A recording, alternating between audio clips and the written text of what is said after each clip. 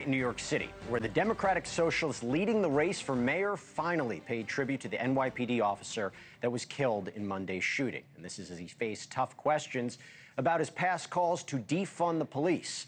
This comes as a new poll shows Zohran Mamdani crushing his mayoral opponents. In a five-way race, 33-year-old Mamdani holds a lead of 50% more than all the other candidates combined. Now, Mamdani says he visited with the family of fallen officer Didarul Islam today. Islam was the first person shot and killed on Monday when that gunman stormed into a Manhattan high-rise. Islam was an immigrant from Bangladesh, a father of two sons whose wife is 8 months pregnant. Mamdani mourned him while thanking the men in blue for the response to the shooting. I want to thank law enforcement for their response to the horrific shooting on Monday and their work in keeping New Yorkers safe. Now, the issue with that is Mamdani's praise for the NYPD is a sharp contrast from just a few years ago when he called on defunding the police, something he's since walked back. He also has advocated for disbanding the NYPD's Strategic Response Group. The problem about that is that elite task force was the one that was first to storm the scene on Monday. It is made up of well-trained officers who handle extremely dangerous situations. Mamdani defended his previous comments and discussed how he'll lead police if he becomes mayor. My statements in 2020 were ones made amidst a frustration that many New Yorkers held at the murder of George Floyd.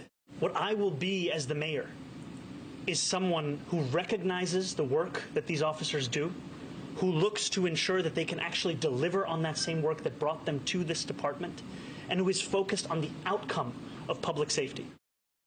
All right, let's talk about that response. I want to bring in right now Joe Cardinale, retired lieutenant commander of the NYPD. Thank you so much for being here. And again, so sorry for the loss this past week. It was a true tragedy and a very scary moment for this city. What do you make of Mamdani's comments? I said it before, I'll say it again, he's a charlatan. He'll do anything to get elected. Those remarks were made in 2020. He was running for New York State Assembly. Once he got up to Albany, he continued to bash the NYPD. He did nothing to support them. Nothing between then and now. And now he's going to jump off a tragedy of one of our brothers in blue and go over there. It took him a while to get back from his vacation to do so. It took him 11 hours to put out a statement about it because he had to run it by his team. All right, his team has to tell him what to say and when to say and how to say it. And then he comes out here with these remarks like he's so concerned and everything. He doesn't give one iota care about the NYPD. Once he's in power, he's going to stick to his original agenda because that's what his so far to the left base wants him to do. All right. And if these numbers are correct with 50%, God help New York City, because this man is a danger. It's interesting because he didn't really walk back his comments. He tried to explain the context of them, and I'm curious what the reaction will be. But let's talk about your colleagues. So your colleagues, are they concerned about him? Are they willing to give him a chance? Or if you look at the reports, everybody fleeing down to Florida if he becomes mayor? No, I see the latter of what you just said. I see a bigger mass exodus from the NYPD. People that are sticking around hoping it changes won't stick around.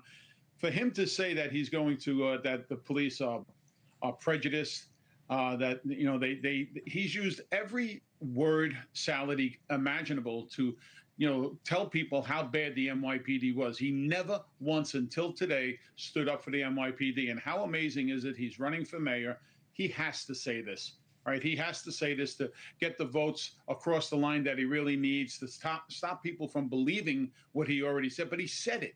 There's no taking this back. This is one of those moments where you have to say this guy here is nothing but a wolf in sheep's clothing, and he will do damage. And he put a lot of focus on the Strategic Response Group in the past, right, the SRG. For anybody who doesn't know, how critical is that unit to protecting the city? I mean, we saw them on full display this week.